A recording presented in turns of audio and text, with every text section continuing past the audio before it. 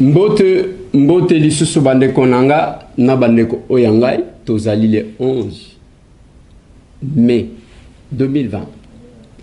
Mukolo oyo ba Congolais belé bazalaki kozela, j'y viens.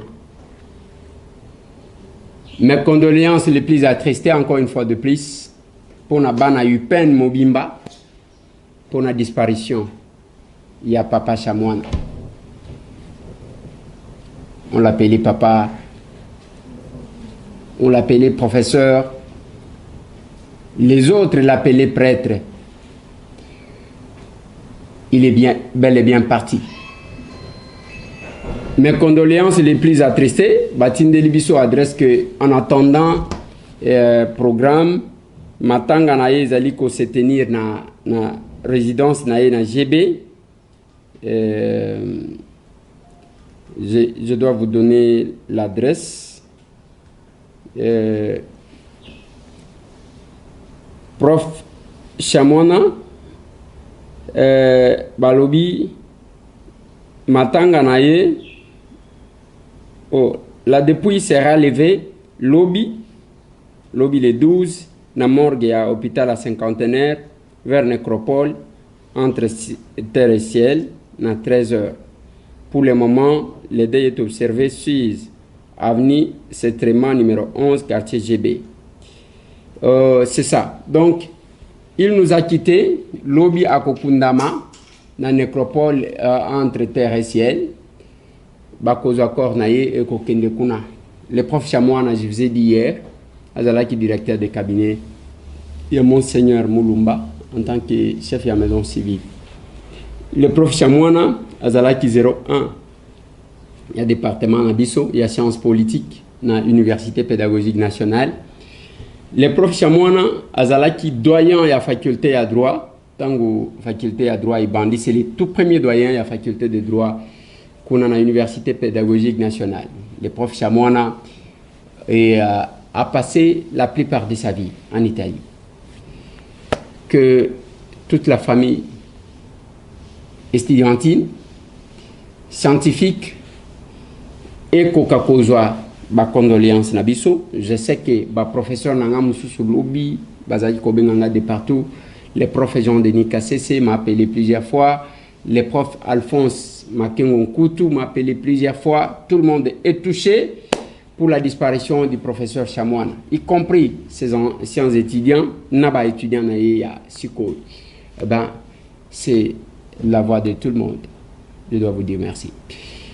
Bandeko, Tolobi wana que lelo to à Léonce, avant que Tobeta Masolo à Léonce, il y a Lelo, à l'heure où j'enregistre cette émission, Nakoebi Sabino que Lelo elo kwa malonga e kozalate. Nalobi boy. Lelo elo kwa malonga e kozalate. E kozala ko identifier ba prévenu d'un côté. De l'autre côté, l'avocat va faire le débat na bango sur le plan forme. Bako bimisawana, boko yoka français, na ba mot latin, il y a ba juriste sur le plan forme. Et peut-être bako senga liberté provisoire pour na Vital Kamerhe. Mais nous parlons de Vital Kamerhe parce que nde azomona na lokola les azana poa makasi de tous les prévenus, il y a dossier oh, sinon bah Jano Mohima, il travaille aussi à la présidence, il est là. Hein? Oh, il y a office de route à Zawana, il y a OVD à Zawana, il y a Foner à Zawana, oh, il y a Soko 10, oh, il y a Utaki Est à Zawana. Donc Batoubaza est belé, je dois vous apaiser pour n'akoye bisabino que Lelo et Lokwa Malonga et Kozalate. Certainement, le procès à Vital Kamerhe et un procès à contour est belé. Parce qu'il y a les enjeux politiques. Kamerhe cherchera à sauver sa vie. C'est pas sa peau. Sa vie, quand je parle de la vie, je parle de sa vie politique. Yango boyo qui tapage, il faut ça là en direct. C'est pour déballer. Et je sais certainement que Batumissus, il y a FCC. Bakotanga Makuna. Batumissus, il y a présidence Bakotanga Ma. Il y aura quelques noms qui seront cités, c'est pas pour rien, qui disent que non, voilà, Biso, télévision en direct, oui, télévision, on a double traction. Parce que ma belle à télévision, zanini. Tant qu'on va fixer yo caméra, so que zo kosa, mutu nyo zo tala ke eloni ke tata o zo kosa, tala nenga zo beta misu.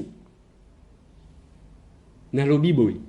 Ma belle à télévision, ko beta ngoto le za bien. Mais tant qu'on va kotia yo caméra, tant qu'on zo lia munoko, donc kotika la munoko wana, c'est tout que ba to besoin enregistrer. Vina yo mobimba e kozalaka ko lobi muke babimisi tango betaka munoko. Nous avons souhaité, nous avons voulu, et ça va nous oya ya batu nous ressortissants de Kasongo, disons te. Nous avons souhaité que procès et ça aussi un procès pédagogique éduquer ba miyibi ambongo à l'état. Batu basala bango balukaka mbongo te. Basala keloko mon côté. Ba vandela parce que mongo à l'état et ça va effort ya batu ebele. Ba msusu baluki mbongo yo ye oyibi. Que ce soit un procès pédagogique. Tolinga ibosala ngo pe na turu ya ba Gimatondo, na turu ya ba msusu ba kanyi kanji. Ba o ba condamné ba Oli Ilunga, ainsi de suite. C'est ce qu'on a souhaité. Mais le kola oyo basaleli tapage. Siko nazotuna mutema ya nani zobeta makasi. Parce que bokoyoka ba makambu. Po makambu ekobimande babenye ale Thierry oyo ara bank. Alaba tata na yo nani mama na yo nani yolika munaweza nini?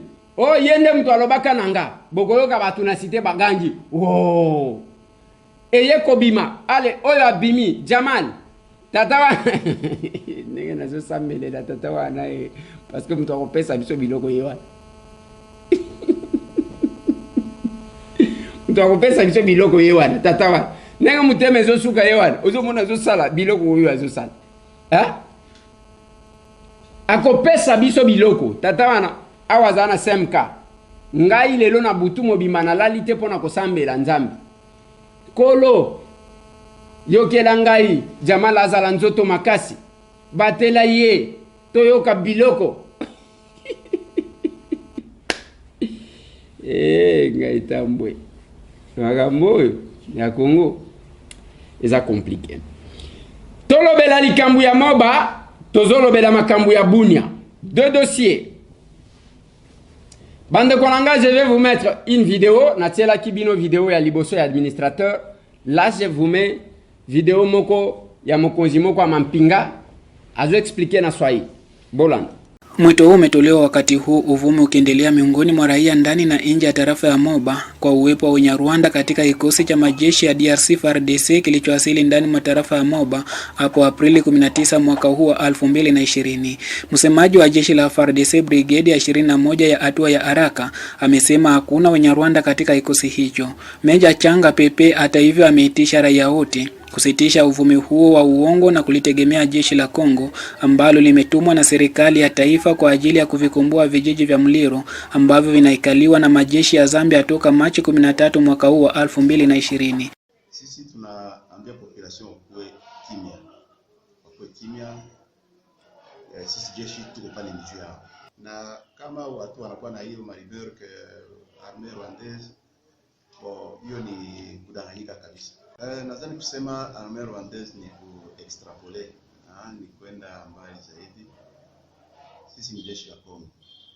Sisi ni jeshi la Kongo na tunakuwa na kazi hiyo ya kusécuriser population na vitu yake et puis kuassurer intégrité ya territoire national. Na tunakuwa na hiyo devoir ya kwenda kurecuperer ile malipalité ambayo ilikuwa occupée na armée zambienne. Kufikia hivi sasa majeshi ya FARDC wanaendelea kuzidishwa ndani mwa tarafa ya Moba kwa lengo hilo, huku majeshi ya Zambia yakiendelea kuweka wasiwasi katika eneo nzima ya kusini mashariki mwa tarafa ya Moba. Nikiripoti kutoka Moba, Isidore Kashulwe. Voilà. Ezalaki reportage ya Isidore Kashulwe, il faut reconnaître. Pona bao bayoka ka Swahili te, bazali ko expliquer wana za porte-parole ya FARDC. Kuna na opération ana bakosala na maloba na ye alobi que parce que problème tozana ngo kuna ezana Rwanda te ezana Zambie oyo balobi ba occuper basi bazui Muliro, bazui quelques villages. Kuna.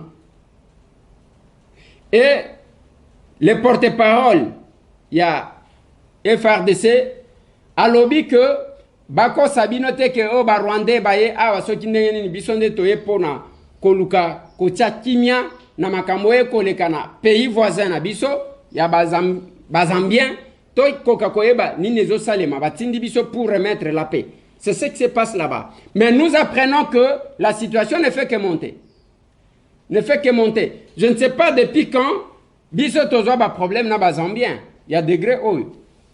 Et qu'est-ce qui se cache derrière? Ba frontière wana totika la jamais kowele la yango parce que eza ba frontière connue. Quelque part, il est important d'ouvrir l'œil. Elle est bon. Nakati wana bande konangai na lingina beta siko lisolo mususu ya Bunia.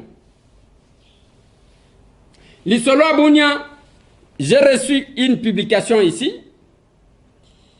La publication est aboyée. Notre armée a tout intérêt. Il y a qu'à expliquer Bisso qu'est-ce qui se passe exactement. Parce que Bisso ba Congolais, Hermoko, Tozakanakati a distraction pendant que les choses sérieuses sont en train de passer.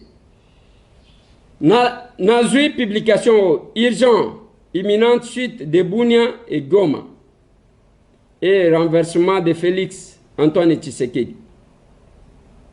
Nazotangela bino kamwa texte oyo natanga extrait ya liboso.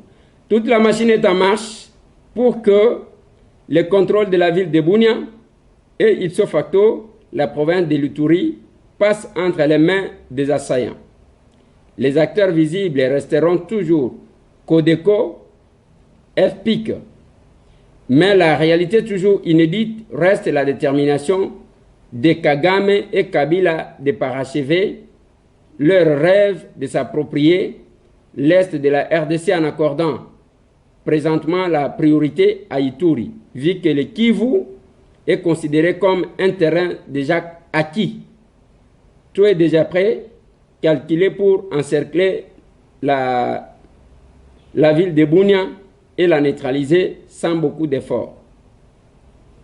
Kigali prépare l'M23 à déclarer une nouvelle rébellion. Bon, Nasu kana nous place.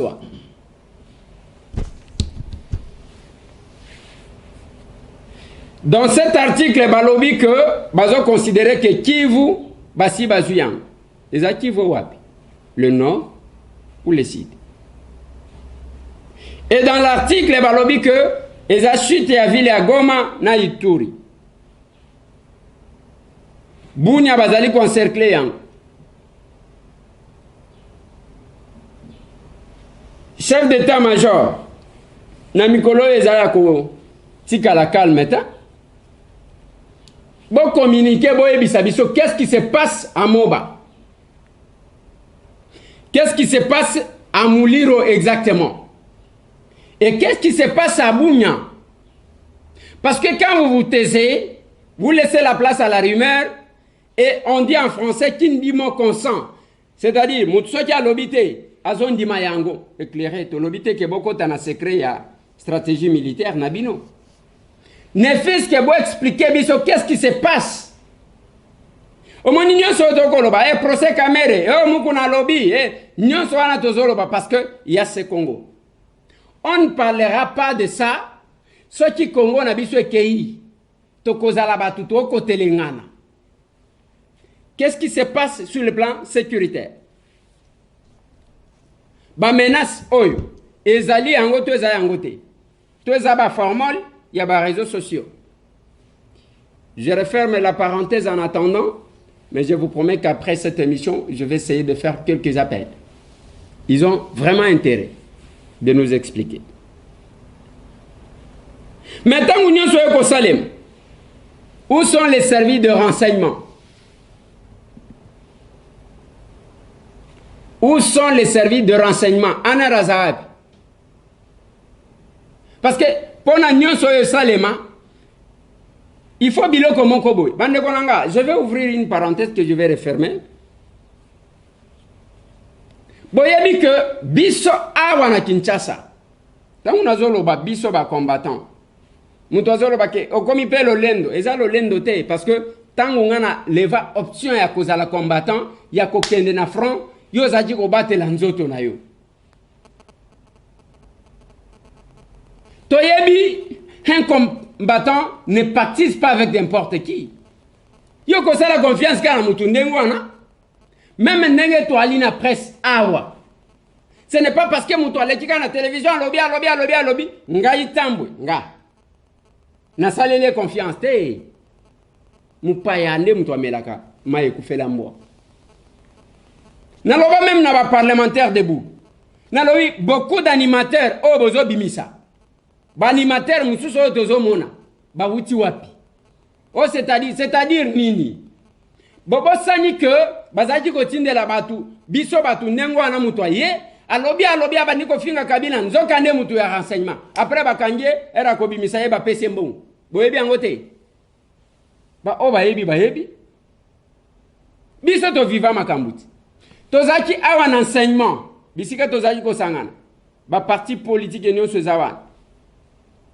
wana toute l'opposition ezalaki quand même ensemble Martin Fayulu Madidi Franck Ediongo Chamba Jean-Claude Vwemba Vital Kamere wana tozana na bavie nanga José Makila Soumanda toza Jean Lucien Mboussa tozaki quand même Délice Sanga tous ces gens là tozalaki zalaki na bango Moïse Monide là ainsi de suite tango tozalaki kosangana pona bao bayebi il y a un vieux qui venait mukolo azoya pona kosenga mutu apasa azosenga nzokande mutu ya ner soki otali age na ye okondima te okanga mutema te mukolo azosenga salite salite wana azosenga bino bozoyokela yema nzokande mutu batindelaka biso ya ner azali kokangisa bato azawana azakaka boy et nous savons toyebi yango ce n'est pas parce que mutu aleki kaka 2 jours na télévision alobi nandimaka nayokelaka deux fois bandeko na biso bazali banda mais un vrai combattant toyebana kati ata na basigne yo za combattant ozosala confiance na n'importe qui mutu aye kaka alobi bakangisa biso tande pona bato baviva bamakambo napesi bino exemple ya tata wana na enseignement mukolo okoyekela ema c'est un problème masolo na de pité je referme la parenthèse mais service nyonso tu wana bayebi kako ya koespionner biso kako ya kolandela biso ndenge na yebisaki bino que na bimi mukolo chef de l'état abimi il n'a pas été invité na ki même batu misusu awa bazana ba bureau ya présidence moko na banzela awa bozokanelanga poani pona ke ko simba biloko na bino bokanelanga mais au serré ceinture heureusement que nazwaka ba information ya que dès que lobby nazwi kombo na yo na noter na partager na 2-3 personnes batu na yebi biso to bundela ki bino ta tango ozo même courage ya kokanela monsieur Tambwe est-ce que miyebi na ko beta war mais non conventionnel au kolela masolo je réfère le service de sécurité devrait nous aider ou le service de renseignement il ne faut pas tous à la cas surpris alors musala na bino ezani dossier oya muliro dossier oya ba moba oyo to bandi koyoka. Pourquoi on ne pouvait pas anticiper? On peut vérifier qu'on a besoin de ba redo ke na banini. Bazo sa musalani. Oya buni abako yebisa biso ezanenge nini? On a besoin de ça. On a besoin de ça. Nasidu ubangi kamoko ya coronavirus. Nenge tokolo ba coronavirus oyo toyebi place tokosuka nango te. To franchir déjà cap ya 1000 cas. On est au-delà ya 1000 cas. Bande qu'on a vu sur Bautaki Dubaï. Les qui si ba moi temps na bango, ba bimi déjà ba hôtel, ba zongi bandako. Mais ba oya ba province, ba oya Lubumbashi, ba oya Boé, ba owana bazo continuer kozala baza kuna na vrac. bazo continuer kozala place wana. Mais ba oyo misusu ba utaki Dubaï. Tozaki kozela ke basala pe ba vidéo. Il faut reconnaître. Bo sali pe ba vidéo. Voilà boena boy. Bozongi na mboka na bino. Eza bien. Toko zela bande kona biso bazana Afrique du Sud ba évacuer pe bango ba ya aw. Ba fonctionnaire oyo ba kenda ba province na ba mission. Bazongi sa bango na Kinshasa pourquoi pas. Et d'ailleurs bango baza côté ya ba zone ya nini te. Bazongi sa bango na Kinshasa. Bao bazana Benin. Ba kole la mikolo nyonso. Bazonga pe na Kinshasa. C'est notre souhait. Mais ma belle zande que gouvernement makambo vivre na bato ba utaki Dubaï. Eza lokola et comme ko tia bato, moi hésitation. Ce qui te memi bango voilà ce qui va se passer. Il faut éviter de poser certains actes parce qu'on évite que oko bloquer baninga mususu. Masolo na député. Na sidi ubangika wana bazwe zanini. Tata moko akendaki mariage ya mwana na ye na Centrafrique na bangi akekuna na retour aye ko coopérer bien que bakanga apesi soki 10 000 francs balekisi ne kokota zokota akoti na coronavirus bino bande kona biso sécurité omoni légèreté wana ba cop bozo sala eza yango te okoteka mboka na yo ndenge tozoka ba moba ndenge tozoka ba bunya bino nde boza ba responsable parce que les services de l'état sont là ba kopeso 5 000 francs au lekisi monguna oteki mboka na yo na 5 000 francs ça se fait Kinshasa en quarantaine mais les gens sortent ils descendent ils montent ils descendent lobi nazaki na ndeko moko alobi au revoir Kinshasa à côté tango zokende Congo central alobi batuana ba chauffeur bazo futaka bambongo chaque barrière ko futa mbongo moko balingi batu tata biso bato ya ba service ya santé na frontière ozomon pona nini o chaque barrière bazo senga ba 5 000 ba 10 000 bas tango azolo bananga bon yazo tala makambu yake o tracasserie za makasi eza problème à tracasserie c'est le sabotage à mesure prise par le chef de l'État. Bamitu kawane kosala ka embouteillage nanzela Congo central batu bakomata bakokita bakomata jusqu'à ce que le gouverneur ya Congo central a dénoncé bengi armée na la police ba ya kotia barrière ya makasi Kinshasa passoire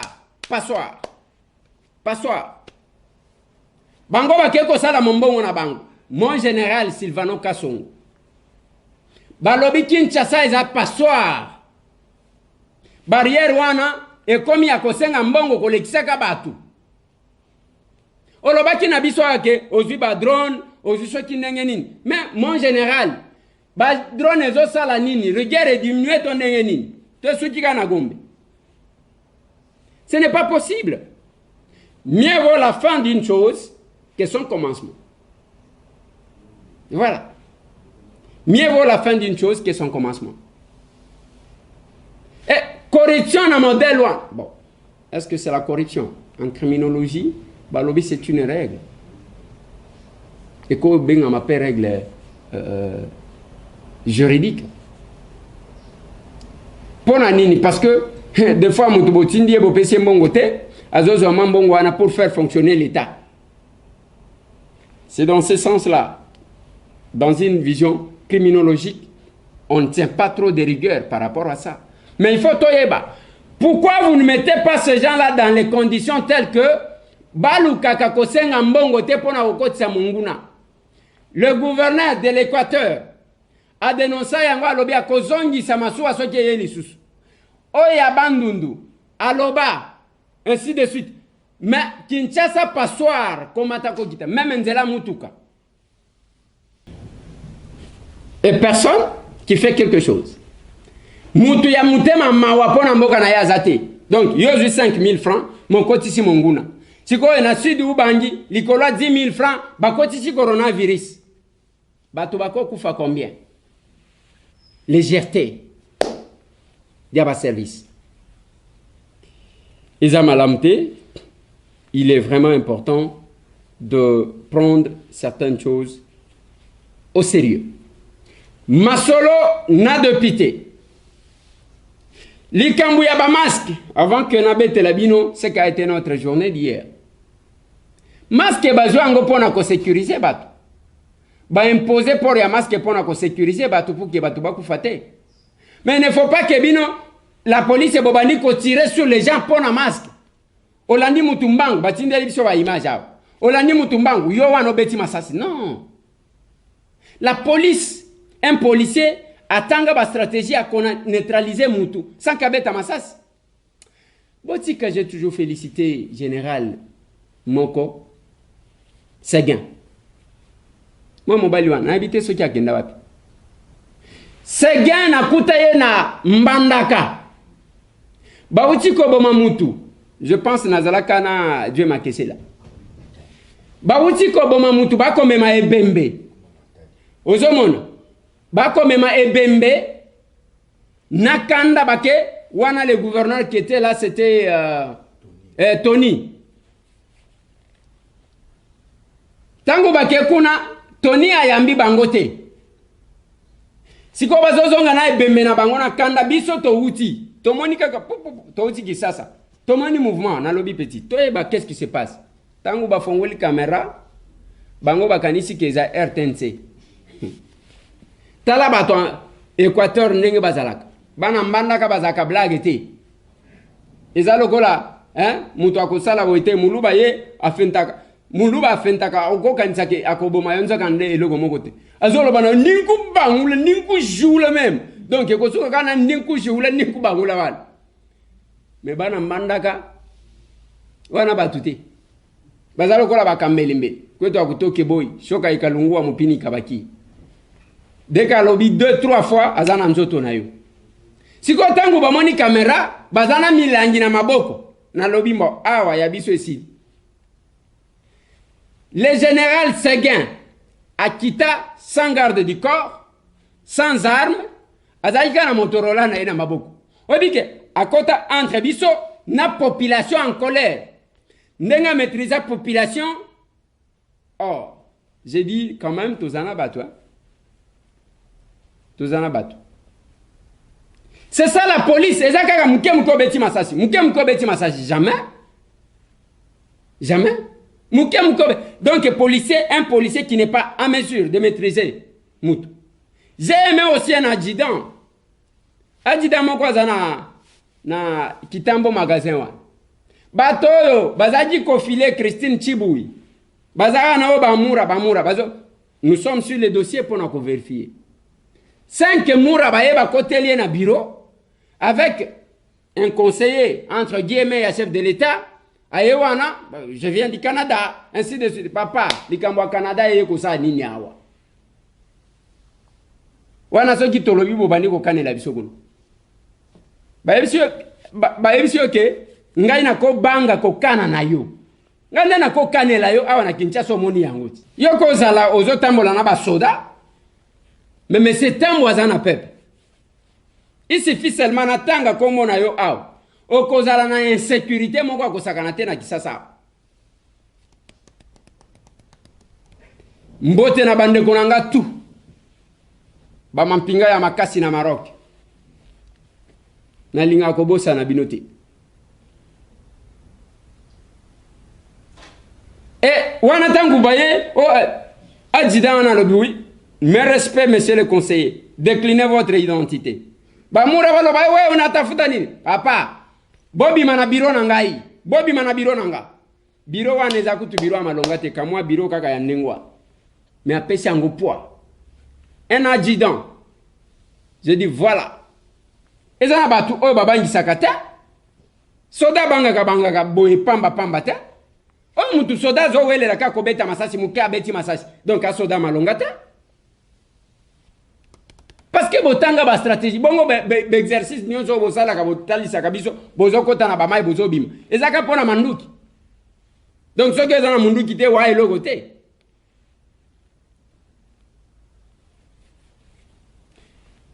likambu ya masque c'est pour protéger la population botika bisala sala ya ko saboter Ya ko exagérer, c'est pas bon.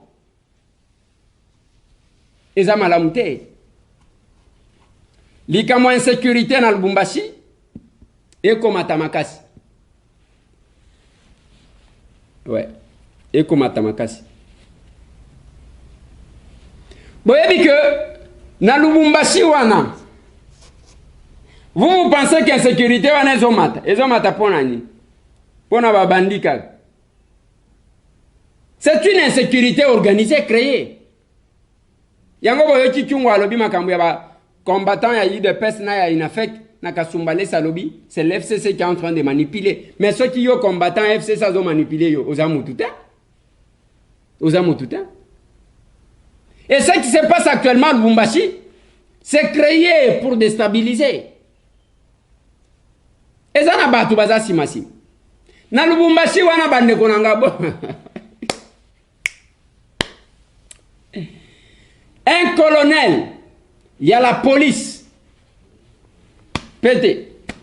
Colonel, il y a la police. Batiaye kuna et pas Kyungu, Gédéon.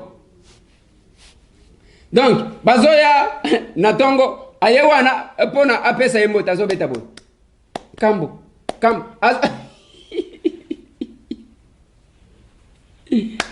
Ngaita mwe. Colonel, il y a la police. Bazotiaye abonde laka. Un rebelle.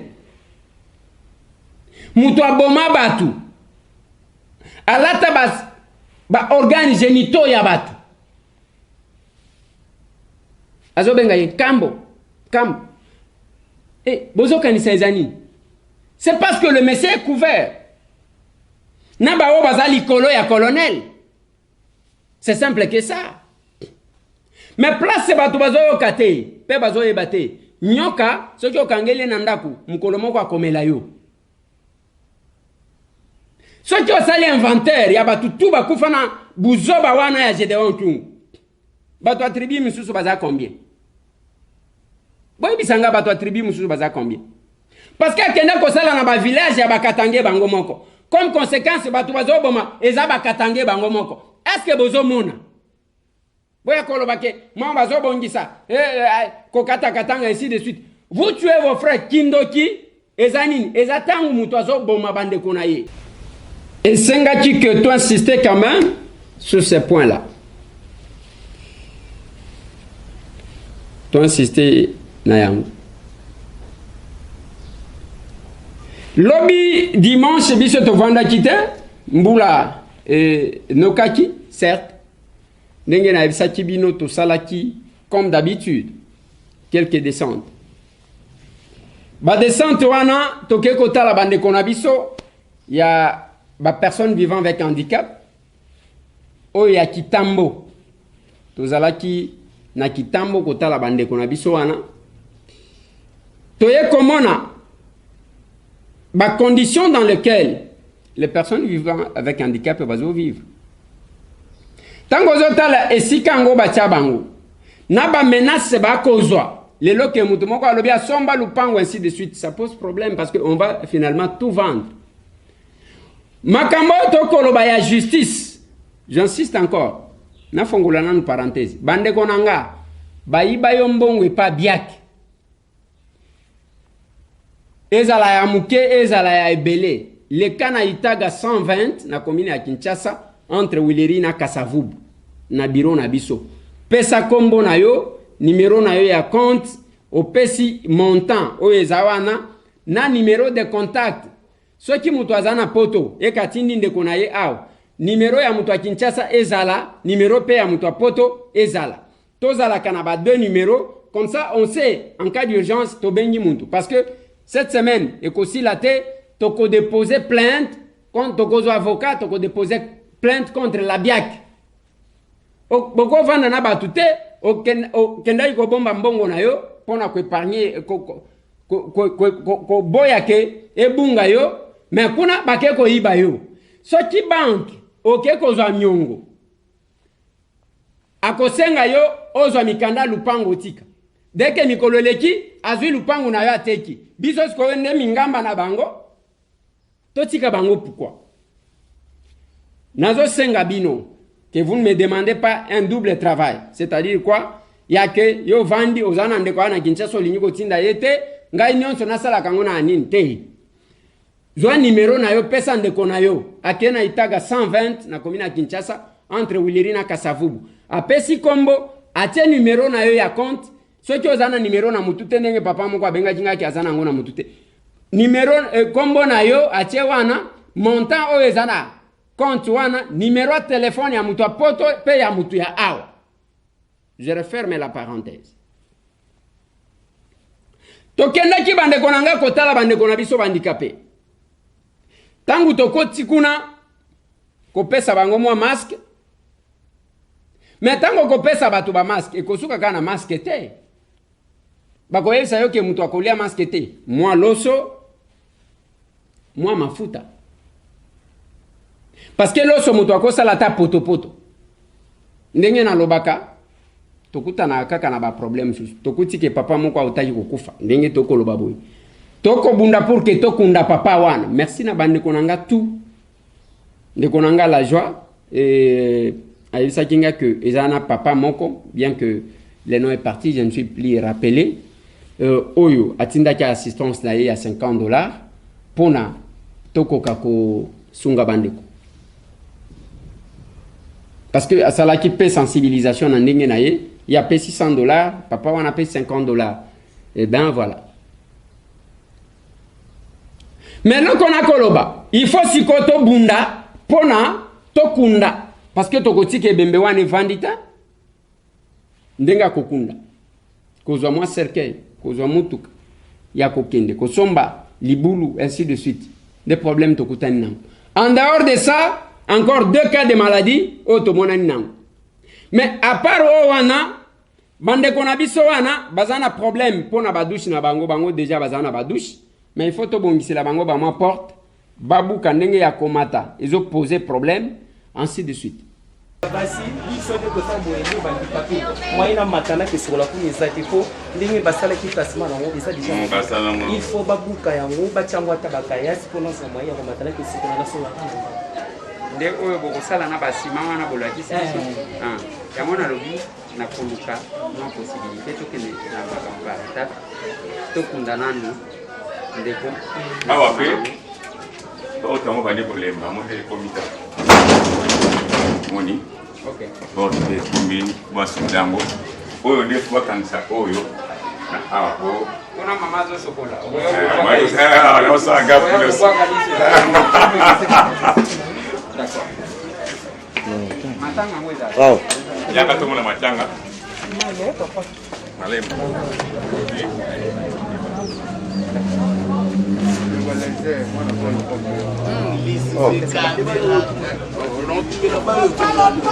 mes condoléances.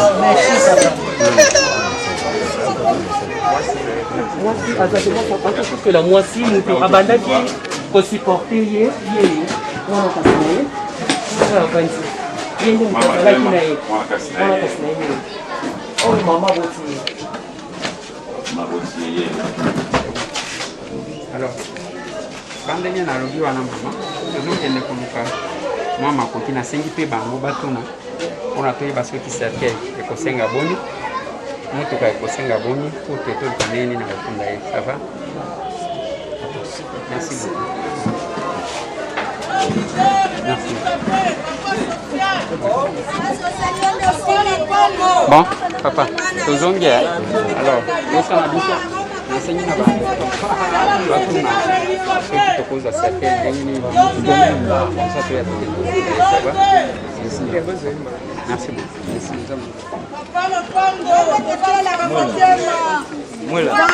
Toza wana pona yo. Merci. Merci. Merci. Toza zela yo awa papa.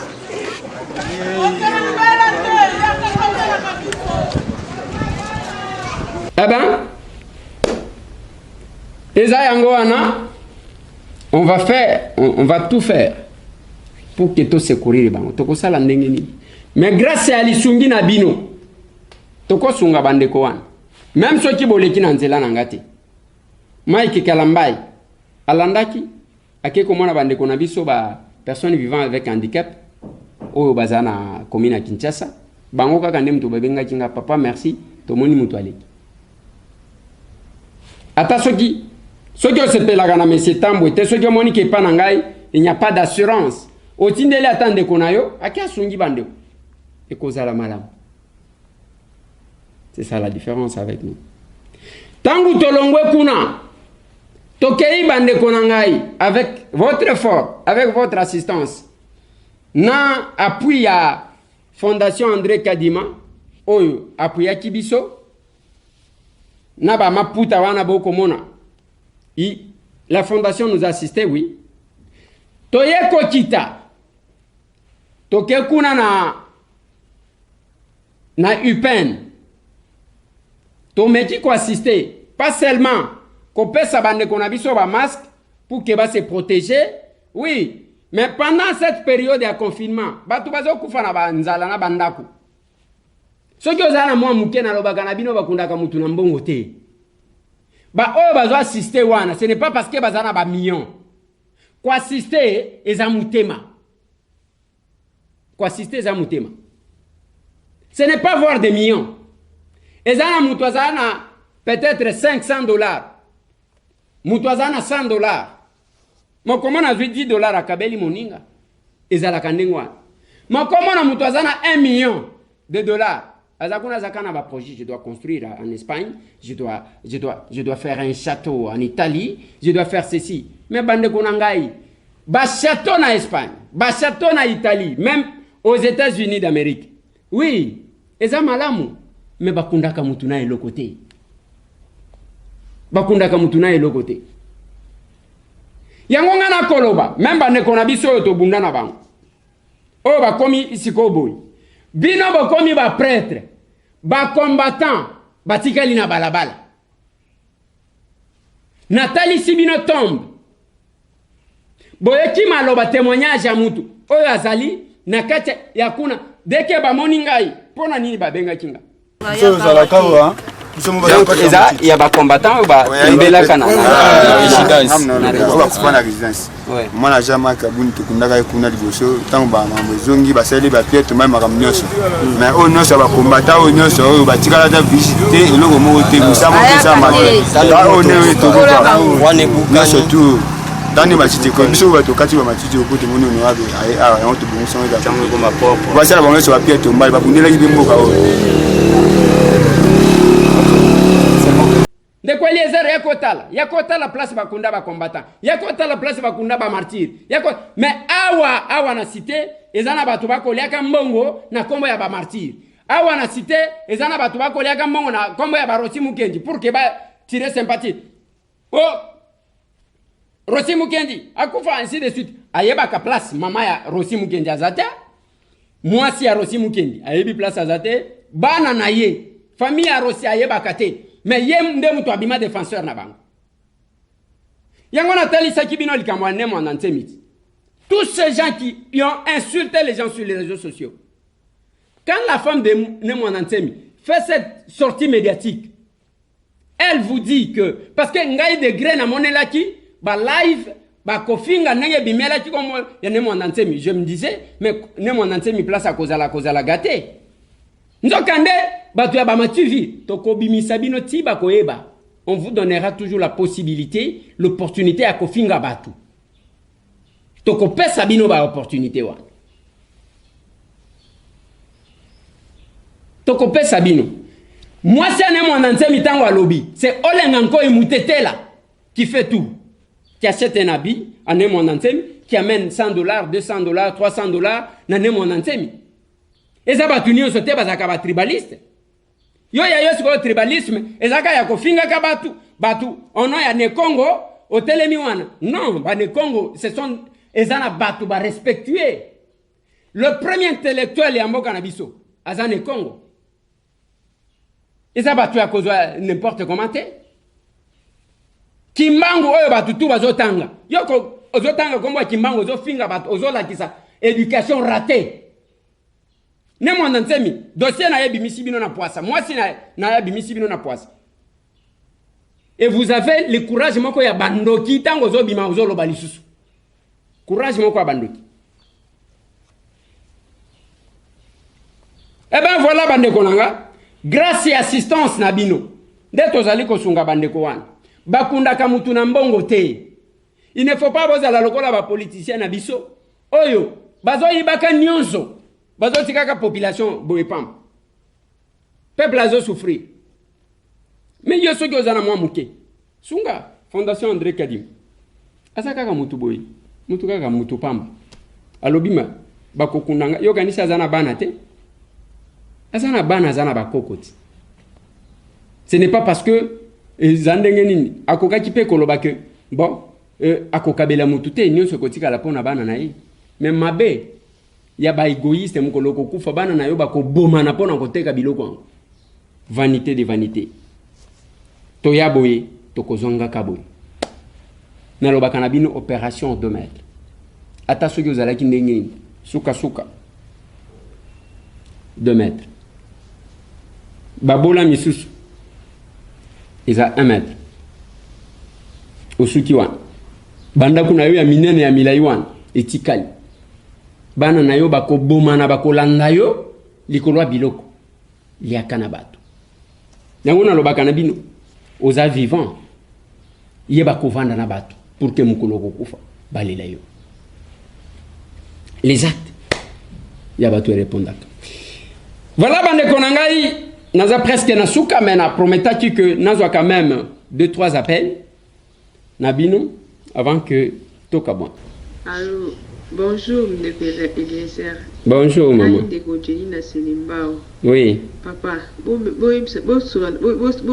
cela qui président peut akitana na RVF. Ba gens RVF bazo souffrir. 6 mois yango un pays na confinement oh donc tu es to suka ndenge nini bandako to futa ndenge nini donc akuma nukula ba gens RVF bazala likampona bazala bakamba kolobana yi akitanano batu bazo souffrir donc moyen te ndeko eleza tolingi vraiment olobela ba masolo ya RVF beta sete na masolo wana président kita ayoka nan ba gens RVF bazala ebele akolobana yi bazo souffrir. Ok maman, merci beaucoup. Je pense que on va tout faire. Je suis quand même content parce que makamunsu sutango tozolo bayango ezo salema. Tozwandeko mususu parce que lelo ngai mutema nanga ekiti par le fait que bandeko babimi na hôpital ba mususu batikala ke bakobima lelo. Et la mesure est pour toute l'étendue de la République. Au CPLANA, M. Tamboué, au CPLANA, quand même, il a fait un effort dans ce sens-là. M. Tamboué a sali effort pour que le chef de l'État abîme. M. Tamboué a sali un effort pour que Mitoukaya armée bima et qu'il ne coule pas bilo quoi colia. Bon, tout côté là. Bonjour, honorable. Bonjour. Mes condoléances d'abord. Ezadamos Amia. Oui, merci. Service dans France. Tout les abord. Pourquoi Congolais qui nous ma bébé? Bah Indien, bah Libanais, bah ça conditionner, bah on va contenir là bas. Biso to kangami na poto to ebipe mkoto yate. Mais n'a pas aller dia bah continuer toujours au ben de bah frère magasinage. Il va déjà décourageant. Mkoto yate to yebite pour la frontière à blender. Ami balé. Frère Kimbuta wa chana aéroport, sina bekol, Kimbuta tenda. Est-ce que bakoki kolongo la mbongo wana te? Pour déjà net $5 na to futa ka santière à rien. Troisième mutuna, na ina tuna soko ko senga la biso na deuxième. Parce que ba ole ba tshela biso visa 1 mois plus rentré ba sa lokola bendien, ba tshela biso même 6 mois plus rentré. Merci, ciao. Merci beaucoup de konanga pona oyo apport ya Lydia tokotuna bango mutuna. Nenge olobi pona frère ya Kimbuta wana zobenga eza frère ya Kimbuta te bapesa nkombo ya Kimbuta parce qu'il était là, c'est l'hôtel de ville. Les andenge moko ne ozomona ba nécropole entre ciel et terre, l'hôtel de ville est là dedans. Bazo kende mais le mal est que quand l'état est là, on rançonne plus là ça inquiète. Nous nous battons avant que balongo la ba frère wana zolo ba aéroport na banini. mais il faut tout le monde en clair. Qu'est-ce qui se passe? Bago passe wana tokotika te toutes ces années-là. Il faut tout le monde en clair. Bango moko RVA basalaki balekisaki spot na ba chaîne internationale que ba moderniser ba aéroport ba kola ki sabiso ba aéroport oui za moderniser. C'est important tous on de comme ça. Bonjour. S'il vous plaît. Désert. En fait, ma préoccupation est celle-ci concernant l'incursion de l'armée zambienne au niveau du territoire de Tanganyika. Il y a silence total, le gouvernement on donne pas. S'il vous plaît, on ne saura pas prendre les appels en direct. Pas et tout. Et on a appris hier que la ville du Pweto est sous contrôle de l'armée zambienne. Pouvez vous éclaircir là-dessus? Papa Nanga Makambouza Ebele, nous poussons l'État à agir parce que ça ne sert à rien de se taire. S'il vous plaît, on ne prend pas les appels en direct. Les Kambouya Moba, nous sommes en train, même à Pweto, nous sommes en train d'y travailler pour nous repérer Sabino ba information. Yandenge Zaleli et l'État a tout intérêt de s'exprimer. Donc, peut-être ministre il y a intérieur s'il va parler. Ce qui a repéré Sabino info. Honorable, bonjour. Bonjour. Naiko mona mwasi bazoloba soki lidi omanga so lidi omanga na presse ya président. Mais je suis étonné. Mwana mwasi wana asala ta communication te. Mais comment la présidence pour ma bakoki ko sangisa zelo na loso et sikamoko zelo na madeche sikamoko quand même. Il faut quand même na niveau président on a bâti du sérieux et cette dame na émission à sala et loko mo côté. En tout cas ceux qui message kolekana ceux qui moi ça koyoka mo soki arrivé te à ko démissionner moko na côté ya presse ya présidence tokotinda babiloko et la kisala ni mwana mwasi wana azande ko sala awa na Belgique. Parce que c'est vraiment anormal to ko ndima babiloko aboyete que mwana mwasi olidi omanga azala na presse moto ayebi ata kosimba appareil ya photo te mais bazo ke no peut c'est responsabilité aboye et après on sala ba désordre na présidence. Merci beaucoup honorable. Merci beaucoup Papa Nanga, mais moi ce que je sais que Lidi Omanga avant d'akana France ndé loko ngana ebi et Mukoloto Salaka réunion ngana zolo baya Béatrice, elle avait dit qu'elle a un master en communication biloko ebele. Bon, c'était devant un témoin et que en salango en France bon, mon ibiso to aba villageois. Tala ya biso place ndenge tozalaka. Bonjour mon akolo lopango, merci pour na nyonso ozali kosala na ligne koyeba conditions zanini pona congolais avec double nationalité pona kozonga libela na Congo tout en gardant sa nationalité française ou américaine. Merci, c'est Freta. Bon, ngana ebi penzate ba condition, je dois me renseigner naeba ce qui est nini, mais je pense que quand on a la nationalité autre yango zomo na chef de l'État souhaitaki que ceux qui biso ba député toko sala quelque chose pour reconnaître la double nationalité, ça va vous épargner na makambo belé. Bonjour Eliezer, kombo nangai André Mubera na komelio depuis Phoenix, Arizona aux États-Unis.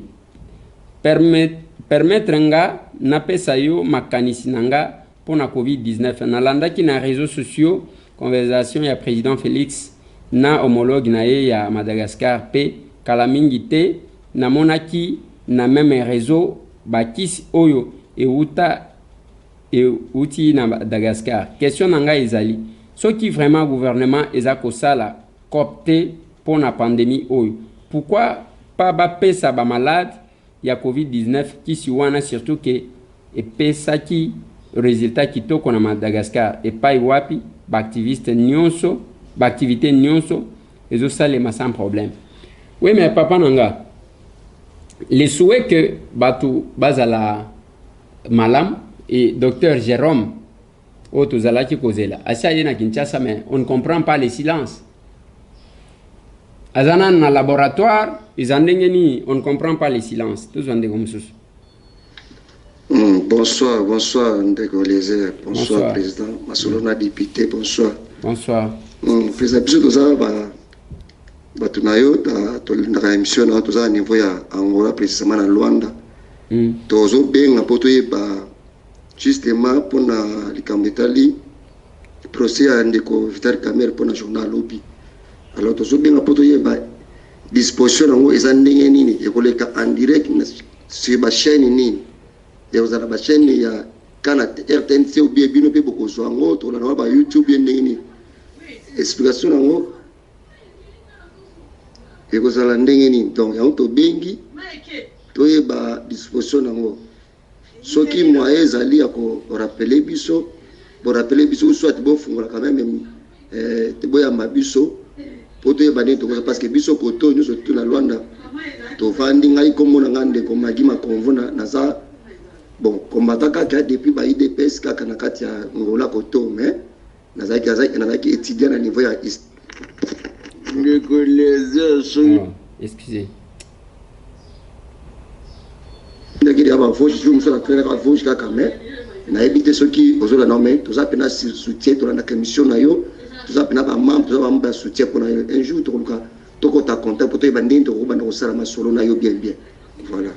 Merci beaucoup ndeko nanga ba chaîne kozala wana mais biso ya biso jusque là ezana no accrédité te mais ce qui est vrai audience pe ya lelo ezana lo kwa malonga te ko salima kozala identification ya bato ainsi de suite na sur le plan forme nde bako table mingi c'est peut-être audience ya lobby na soir na tutaki na lobby bobanga eloko moko te nyora rien de grave et peut-être audience ya simande kozala makambo bele tozwande ko mususu. Bonjour ndeko Eliezer. Bonjour maman. Ndeko Eliezer. Nangelo paboye. Oui maman. Au moins de vidéo na tindeli yo oyo. En tout cas, pardon de Eliezer. Nga naza maman Denise, naza Lila en France. Na landi vidéo oyo. Esalinga penza pasi mingi. Toza na ba génie na mboka na biso. Est-ce qu'il n'y a pas moyen de Eliezer okoka ko aider pona ko wa mwana wana ko luka moyen ko encadrer ye po sala biloko ndengwana penza na Kinshasa pe na Congo mobimba. Merci de Eliezer. Merci pour nayebi yo soko lobby et kokoma epa ya mokonzi ya mboka. Merci beaucoup. Au revoir papa. Merci beaucoup maman. Tozana ba compétence ndengo zo mona wana. Même loko yo moni ya ko désinfecter. Au chef de l'état ko takiboy. Ba congolais ndem to basali. Il y a des compétences. Awa na UNPP na ko ebisa yo ke biloko bazo sala. Na ba on va essayer de faire quelque chose maman. Musala na biso zaya ko sala promotion ya bandeko. Ya ba valeur ya ba congolais. Voilà ce qui nous importe. Ils appellent na batu mususu ba sala kakaka promotion ya mabe ya ba congolais. Syllogisme tango zoloba congolais za mutema mabe. Or yo za congolais. Donc yo pe za mutema mabe. Mais pourquoi vous ne faites que l'apologie du mal? C'est pas bon. Tous on comme mususu. Bonjour ndeko Eliezer. Bonjour. Zalinga pasteur César Monganga na Californie na États-Unis. Oui papa. Question nanga ezali pona makambo ya évêque Mukuna. Ba congolais ba nyokwami bambula ebele Kabila sisi bato na este Kabila piemboka Kabila sali ba bêtise na RDC lokola mboka na ye. Lelo mwana mboka atelemi. Pourquoi est-ce que les Congolais, les politiciens, ils s'arranger si manaïté de Moutouna Nangawana? Papa Nangwa, j'ai parlé bien. Il n'y a pas de plainte. Il y a avec Pascal Mukuna contre Kabila. Ngana habité. Ce que je sais qu'il y a dénonciation, il y a avec Pascal Mukuna sur les actes de Kabila. Ça s'appelle dénonciation. Maintenant, Bazoloba et aussi. Il ne faut pas que ça là, et le ballon d'essai, je l'ai dit. Il faut que ça là, et le moko, oyake o betango et simbi. Une telle action, il ne faut pas être maloko là, kake loko andengwana. J'ai aimé bande comme ça, babengi balobi. Il faut que ça là une pétition, il y a kolongola quelques articles, il y a loi, oyo portant statut, il y a ancien chef de l'État parce que ils ont mon année de habillantés. Voilà bah. Réflexion qu'il faut faire en amont pour que Ebima Lokola et le Waka modèle ou anate. Tous on comme Ndeko Eliezer, so ndeko Eliezer mbote. Yo okatsawa biso to hebite yo oza rwande tuti. Yo za tuti. Oza tuti, to hebio bien.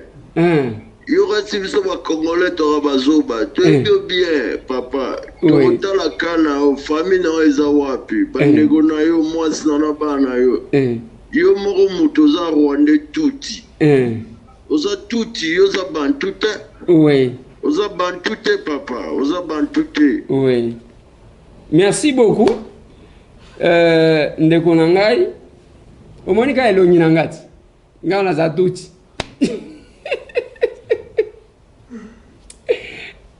Mushoro, il faut éviter hein, ermoko mushoro bien te. Isko ya yo famille ezawapi papa. Il fallait ki otindi audio, oyebisinga netinga na ebaka famille na yo. D'abord na ebiote. Otikali kana anonymat. Tango lobi wana ke yonde ko lézard to ebiote ozatuti. Zela okomona siko ba réaction yo moko kozwa. Okomizwela, okoyeba ke monsieur Tambo azanani. Admettons que ngai naza rwandais. Ngana ko nakobata mapoani. Naza parmi les gens qui s'assument. Les leçons qui te sali Aden. Oyebi pona nini na mibenga ka mwana mukolo lupa. Je suis le centre moi.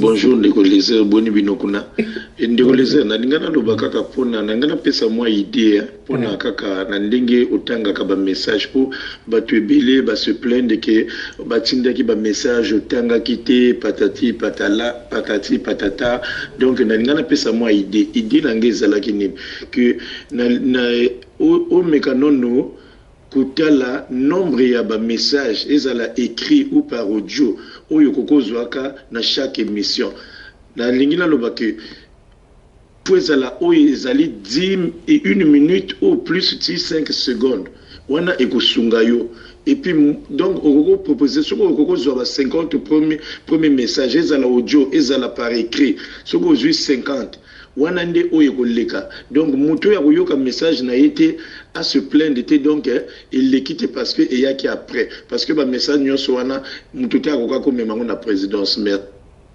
merci beaucoup papa nangai mais ceux qui tozui kaka 50 messages tozui 1 minute nous avons déjà 50 minutes émission ngo aussi la déjà tozo et puis les émissions évoluent avec l'actualité au cause par exemple s'il vous plaît au cause par exemple audio ya makambo esi eleki olekisi yango ça pose problème c'est là que j'ai dit nakopesa bino mikolo soit ya kotinda ba message to lekisaka parce que kobanda chaque jour te nakopesa bino mikolo nini bato bakotinda ba message comme ça tozwi quelques messages mais ça sera toujours compliqué bandeko bakolimbisa tozwa ndeko mosusu bonjour ndeko lezer boni nangana lobaka kana pesa ma proposition moko boye po bato misusu ba se plaindre que otanga ki ba message na ngate na tinda ezaka ka old no wana il faut bakata tozwa ndeko mosusu bonjour ndeko lezer bonjour maman bonjour maman zanga mama Noélie na Belgique na bengi pona faire bien ndingo lobaki to benga kutinda ba numéro ceux qui te porter plainte pour te récupérer un bon abisso. Alors, comme nazo zoyote, na moni démarche. S'il vous plaît, on ne saura pas prendre les appels. Na kokosala kotinda ningo lobaki pe kotinda mutu ya sur place wana na bakotoni. Alors, si jamais papa tinde ngata audio. Merci, que Dieu vous bénisse vraiment na komba ozo sala pour na biso ba congolais. Tamba patela oka. Allez, au revoir. Merci beaucoup, Maman Nanga. Je pense que Tozosu Kisa na audio oyo. Bonsoir, Décolézère. Bonsoir.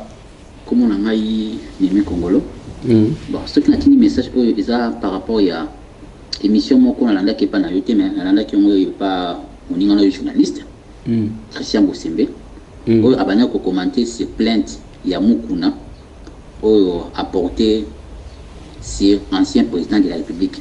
Bon, encourager plein de Tiango, mais Albi était peut-être un peu abouti, il faut que le président, donc, il faut que, donc il faut soit n'importe qui, bien des associations, va porter, donc va saisir qu'on.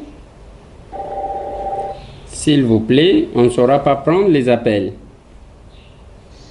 Un cours constitutionnel, pour l'inconstitutionnalité, il y a loi, il y a loi, on va voter pour la statut de l'ancien chef d'État, où il a été qu'un chef d'État peut la poursuivre, il faut au moins 2 tiers.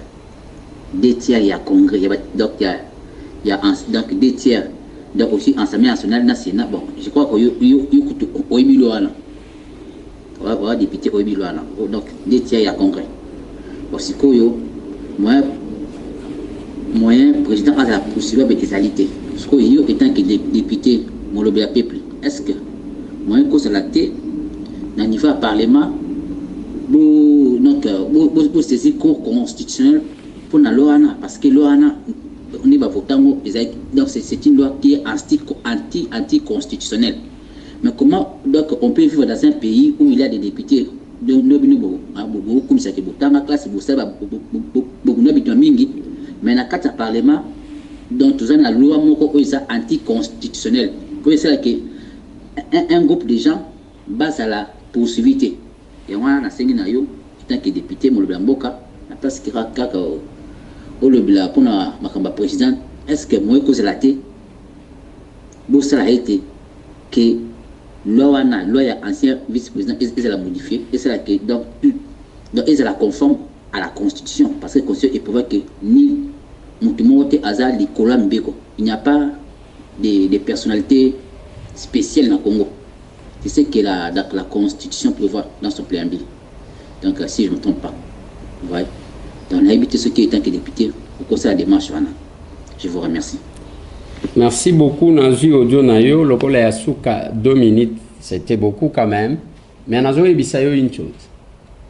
Loi et ça les makandenge nini. Avant d'être promulgué, ce qui va parlementaire va voter sili et que naka na cour constitutionnelle pour na kota la constitutionnalité nango. Et cette loi-là portant statut ancien chef de l'État, et les cas ba état pour wana. Ba décision sur la cour constitutionnelle, ils ont qu'un appel, ils peuvent aller certainement en rectificatif, mais il y a une procédure. Mais il y a Maître Brigitte qui a proposé qu'une pétition soit lancée pour que cette loi-là soit modifiée. Il n'y a que le peuple souverain, à travers une pétition, ne va pas modifier makambo misusu. Donc, ils ont et de deux, j'ai dit encore ceci.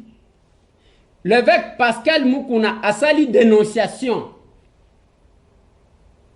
A sali dénonciation oya ke kotika. Dénonciation ezandenge tokoloba awa. Hein? Dénonciation ezandenge tokoloba awa. Ndenge mutupe ako kende kuna ainsi de suite. Et c'est la justice. Nde mutu akotiko se saisir.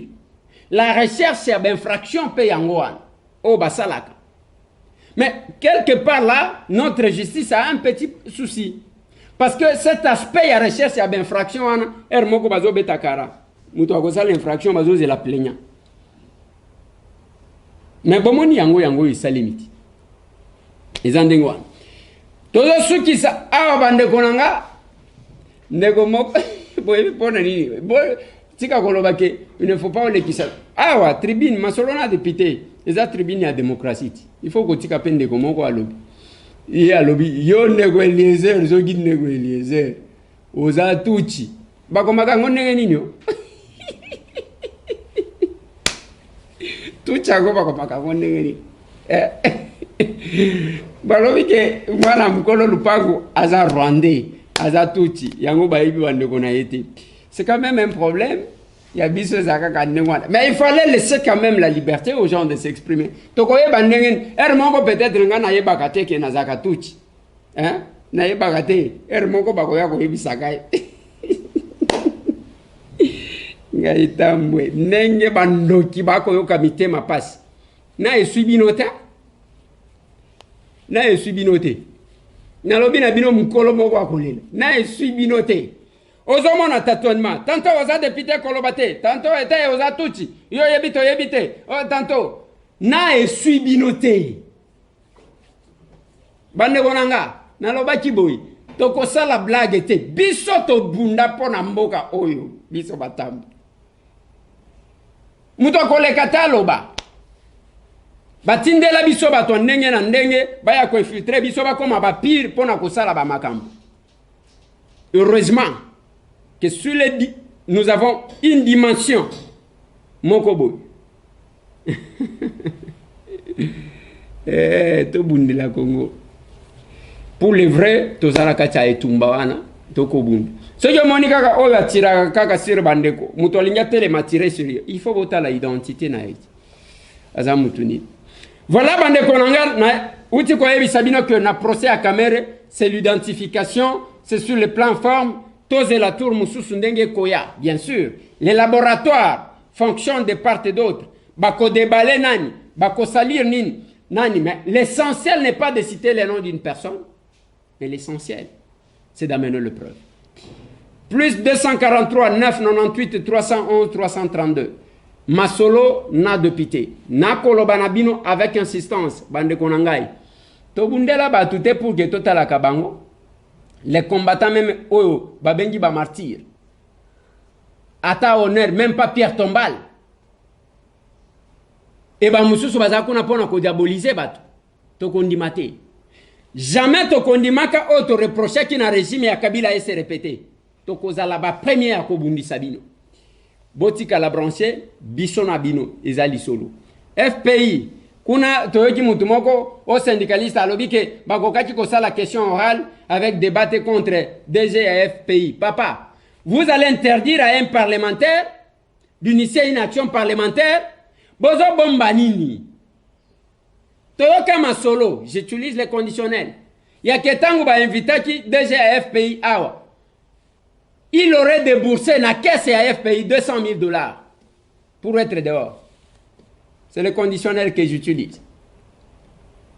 Mais ce qui est à solo, totika kaka, si vous avez député, na lobby boy, ezala bino, ezala mutwa RVA, boko, na lobby, vous allez répondre. Ndenge to lobby, okomona ka collègue nous soit une question orale avec débat, to appuyer, question orale avec débat, to appuyer, et kozala nengwan. Fini ba période ya ba blague wana. Yango bakomana bazuyo bapeso musala olio sala musala yozo lala te butu mo ikisi ozoloka ayokelanga ozoloko uchena munoko ayokelangai batu balalio kokatsaka photo ya batu. C'est quoi ça? Teka mutu na yoti ebele bakobela maboma et nous allons parler ici. Nalobia ebele bakobela maboma. Procès à Vital Kamerhe. Bakomonenge kobima. Bobima ba prêtre. Bobima ba prêtre. Nye bobima prêtre na mbongo na yo. Eza na mbongo muyibite e kotika la coller. Tokozela. L'acte de naissance, il y a crime, c'est le jugement et nous attendons que d'implications politiques et kota penzate ba manipulation wana yakemba biso to commenter armée numérique to kotanga boy pona ko atteindre oyo. To sito ebi et nous vous attendons à bras ouverts. Bosambela pona Jamal. Une minute, il y a le sambo, pona Jamal, azala nanzoto makasi. Batu tout bazana kati ya procès o. Devant ba caméra toko bana ko tchaba nkabo. Il faut ko tchaka ne lungi. Botika la branché, bobo sanate masolo biak itaga 120 dans la commune de Kinshasa. Tout le monde ani bande konanga. Avant de terminer, il y a un petit communiqué nécrologique qu'on vient de nous envoyer. Ezana ndekomoko babengi héritier Kayembe, azaki kovanda na Ukraine, na ville ya Tripoli.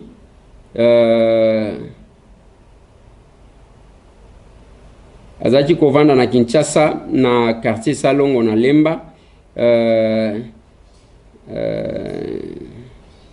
Et ye copine naye o azalaki naye, il y a une Ukrainienne nde mutu empoignardé le ye likolo ya Zoua o azanango. Donc ce Congolais là, héritier Kayembe, est parti en Ukraine et il a perdu sa vie likolo ya moi si je ne sais pas copine Thomas Kango. Voilà, que la famille ici trouve les condoléances les plus attristées. Merci. Boutique à la branchée. Mais sinon, président Jean-Claude Mouyamba, olobini ni pona libération ya prisonnier. Abenyinga alobi ne ko Eliezer batonga hôpital ya bien ya ba prisonnier na kati kuna biso to nyokwama. Hôpital ya bien na kati ya makala espace ezali. Muto ona zobela bacha ye kaka wana. Azala kaka wana. Botika makambo ya kobimaka libanda. Ce sont des propositions nazo mona pe président Jean Diomi Dongala akobenga ngai awa na éviter ceux qui peuvent azana malobanini to solola na na kopesa bino. Botika la brancher sur votre chaîne. Masolo na de pité. Tomona.